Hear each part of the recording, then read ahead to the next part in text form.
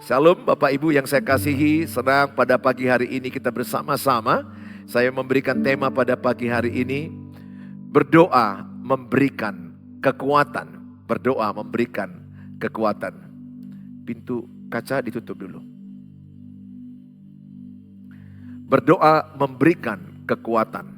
Saya sangat berharap semua saudara bisa diberkati karena tulis caption tadi bahwa Tuhanku lebih besar dari masalahku. Ini penting sekali Bapak Ibu.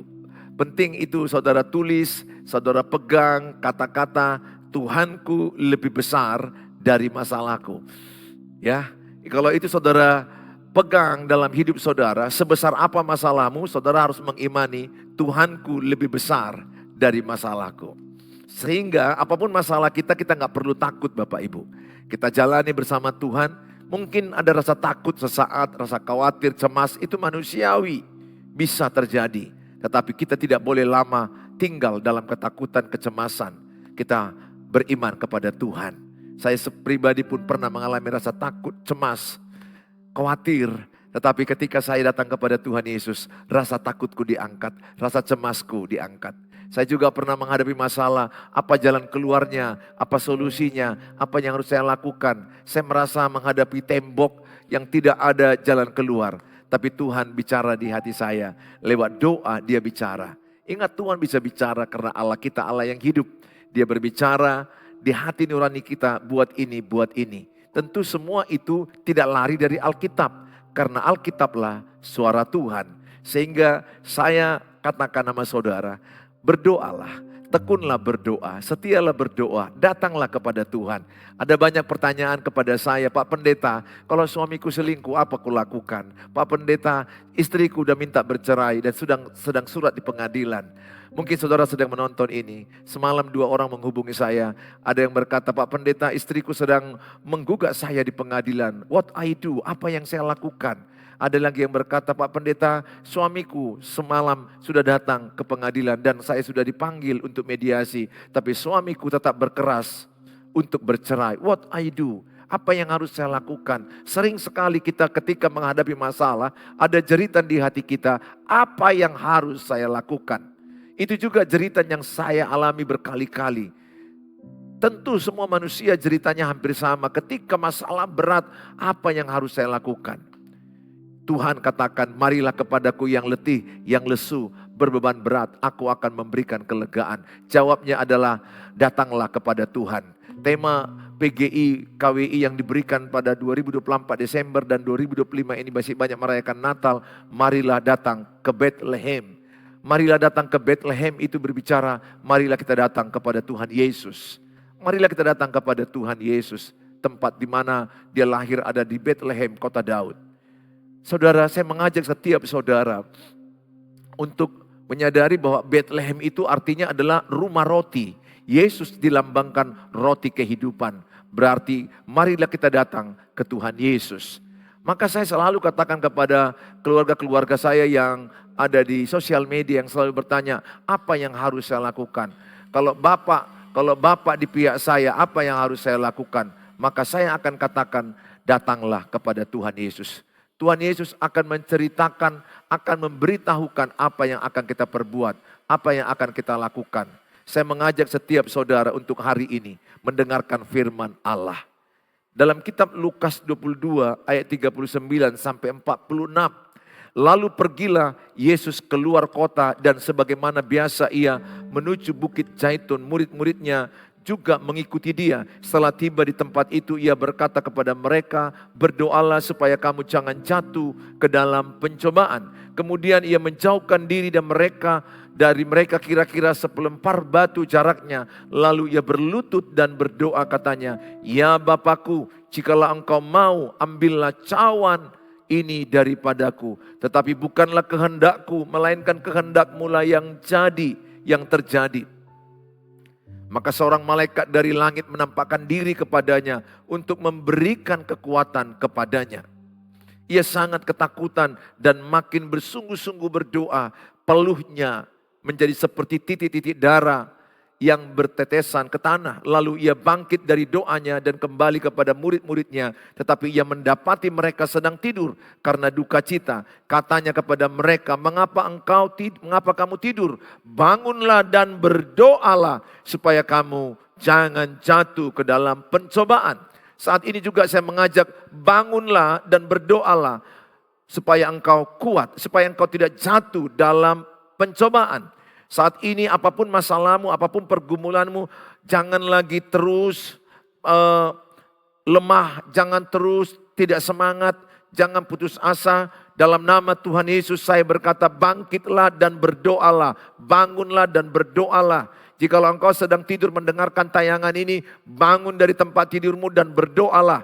Ketika engkau berdoa ada mujizat, ketika ada berdoa ada kuasa Tuhan. Saudara yang saya kasihi, berhentilah menyesali nasib, berhentilah menyesali masa lalu. Ada yang berkata kepada saya, Pak Pendeta, saya salah memilih pasangan hidup, saya salah memilih suami, saya salah memilih istri, akibatnya seperti ini. Tidak ada gunanya menyesali yang di belakang. Kita hanya bisa mengambil hikmat apa yang terjadi masa lalu, mengambil pelajaran. Dan kalau saudara sudah diberkati oleh Tuhan dalam pernikahan, saudara jangan lagi katakan ini tidak dari Tuhan. Saudara yang sudah diberkati, percayalah kalaupun itu bukan pilihan Tuhan yang sempurna, tapi itu lewat seizin Tuhan engkau telah memilihnya dan ada Tuhan yang sanggup menyempurnakannya. Tidak satu orang pun yang terlalu percaya ini pilihan Tuhan yang sempurna, kecuali mendengar suara Tuhan.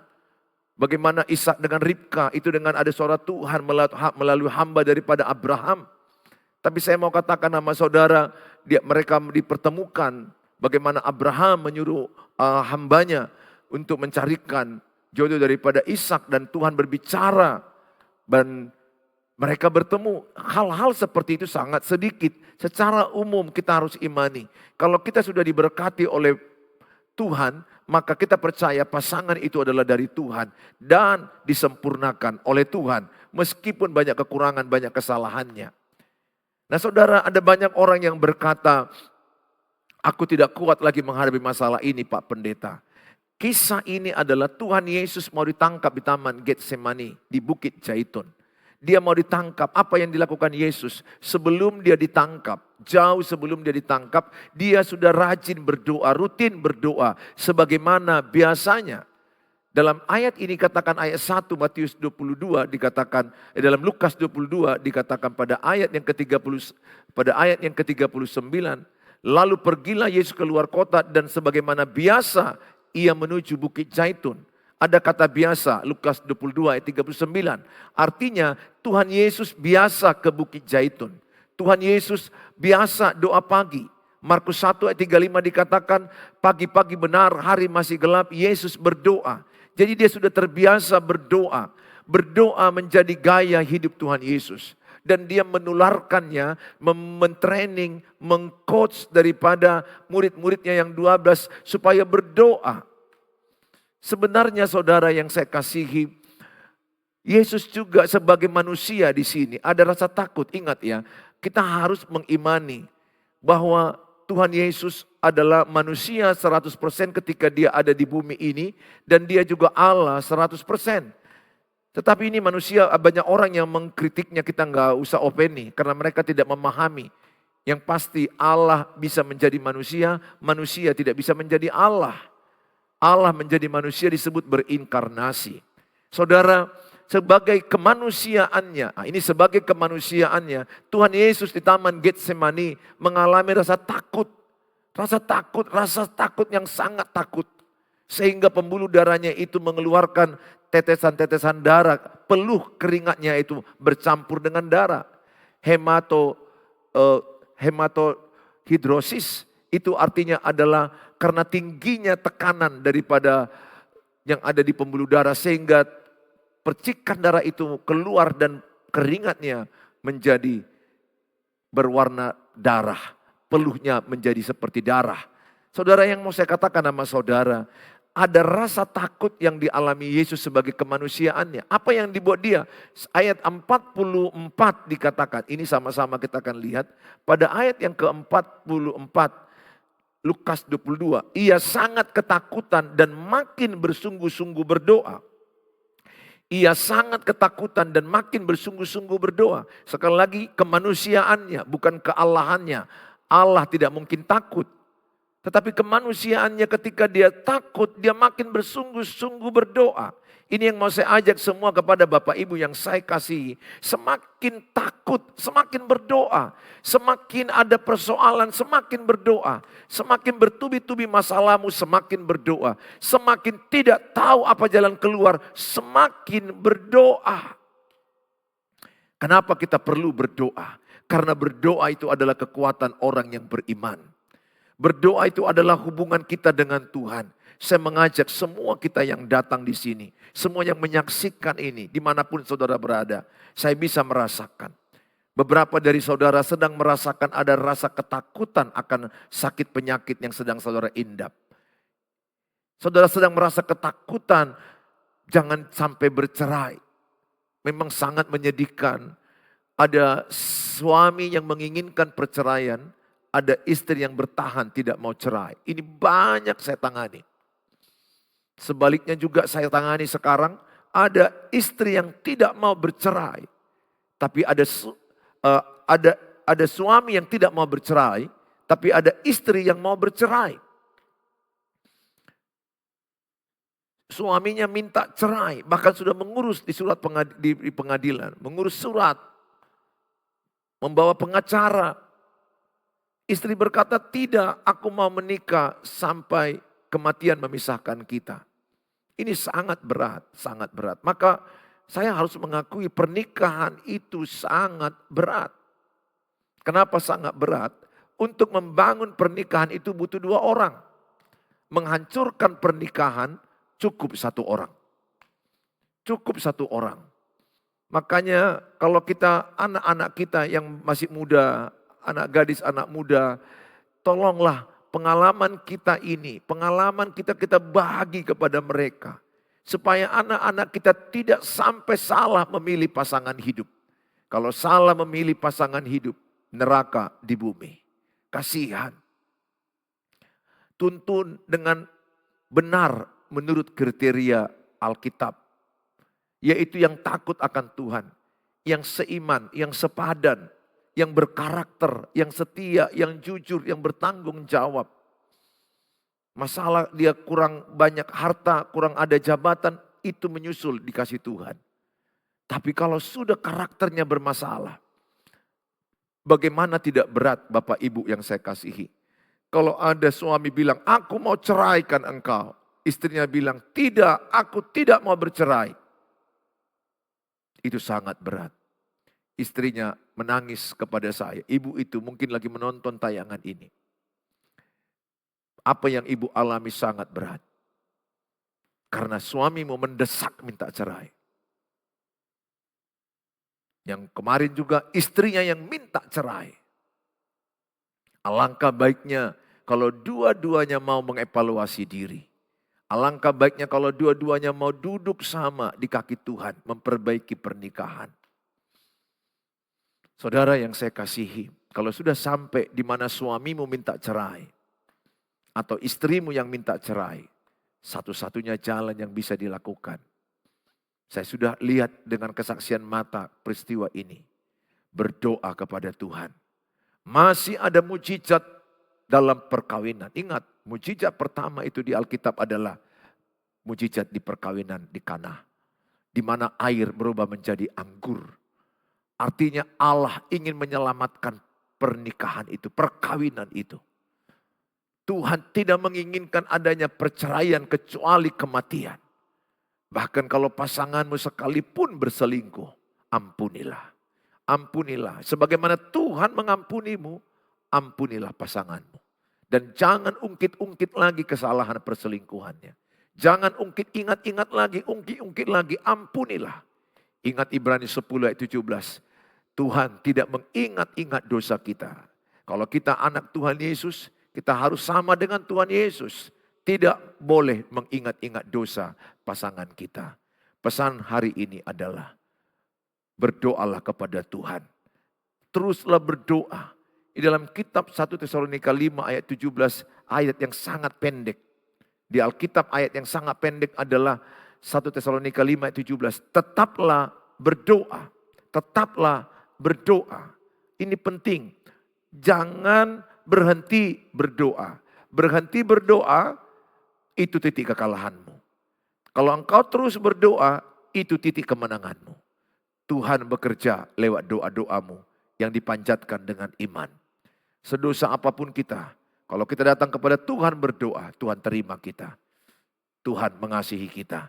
Saudara, Yakobus 5:16 dikatakan doa orang-orang benar sangat besar kuasanya. Doa orang-orang benar sangat besar kuasanya. Saya mengajak semua kita untuk tekun berdoa dan imani bahwa doa orang benar sangat besar kuasanya. Coba lihat apa yang dialami Musa.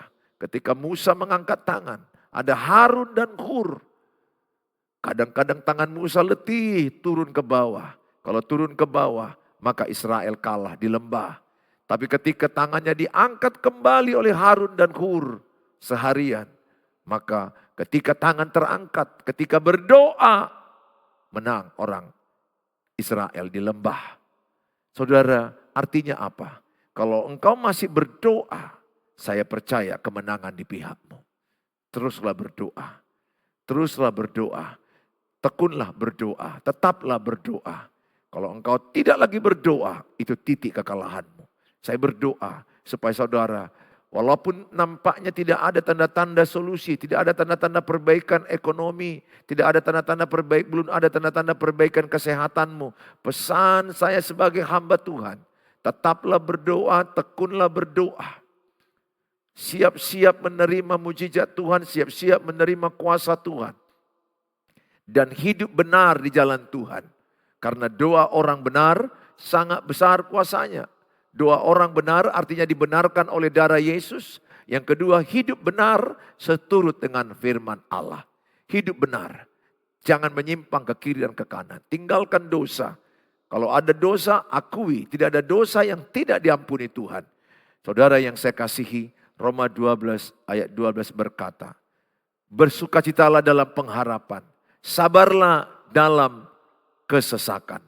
Dan bertekunlah dalam doa. Bersabarlah dalam kesesakan. Saya tahu saudara sedang mengalami tekanan yang berat. Firman ini berkata bersukacitalah dalam pengharapan.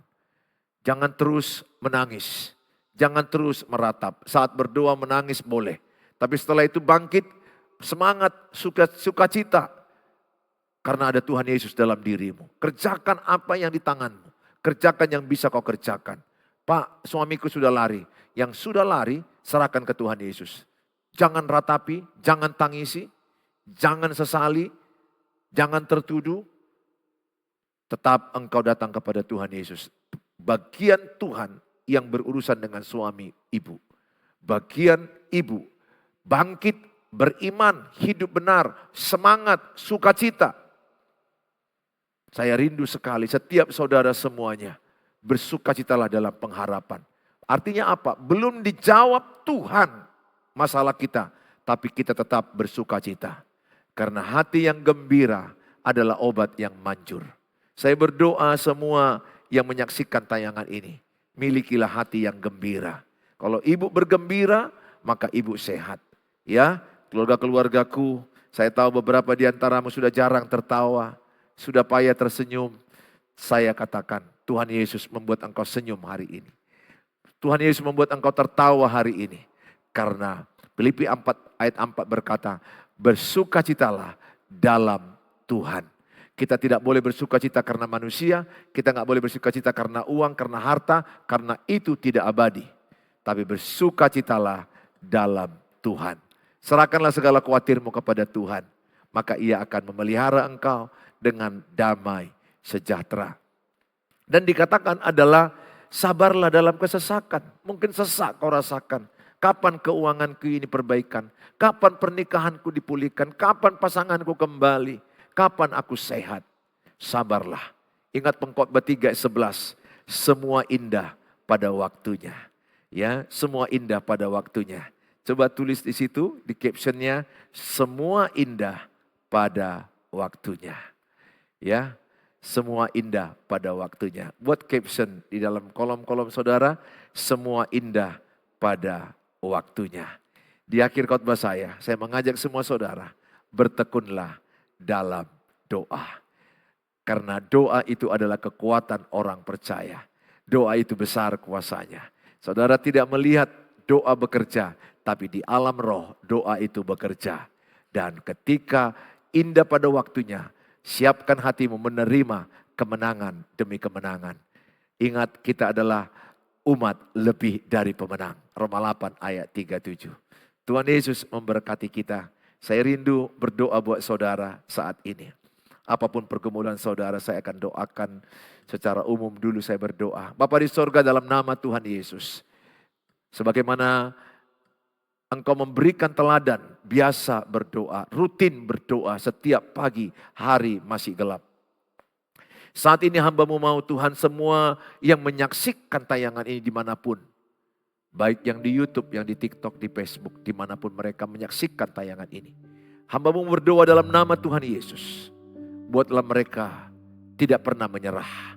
Buatlah mereka bertekun dalam doa. Buatlah mereka bertekun mencari Tuhan. Karena ketika kami bertekun berdoa, kami mendapatkan kekuatan baru.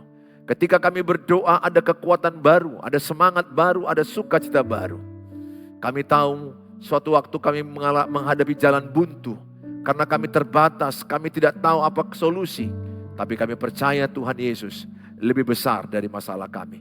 Tuhan Yesus lebih hebat dari masalah kami. Tuhan tolong kami semua, Tuhan pakai semua anak-anak-Mu, dan kami percaya kalau saat ini mereka yang sedang menghadapi persoalan rumah tangga, pernikahan, masalah keluarga anak-anak mereka, kami berdoa dalam nama Tuhan Yesus. Ada mujizat dalam perkeluarga, ada mujizat dalam perkawinan. Allah memulihkan, Allah menjamah setiap hati yang remuk, hati yang hancur. Engkau mendengarkan doa-doa mereka. Tuhan, pulihkan pernikahan demi pernikahan. Pulihkan hubungan suami istri. Buat mereka mengevaluasi diri. Buat mereka duduk sama berdoa mencari Tuhan, berdiskusi baik-baik, menata ulang pernikahan mereka. Sehancur apa, seburuk apa, Tuhan punya kuasa menolong setiap pernikahan. Hamba-Mu berdoa dalam nama Tuhan Yesus. Kalau mereka sedang sakit saat ini, hamba-Mu berdoa dalam nama Tuhan Yesus. Engkau yang sakit, bagian mana yang sakit, tempang tangani dan perkatakan, dalam nama Tuhan Yesus, Engkau sembuh. Dalam nama Tuhan Yesus, Engkau sembuh. Dengan iman, selalulah Engkau berkata tiap hari, tiap pagi, siang, sore, malam. Aku sembuh.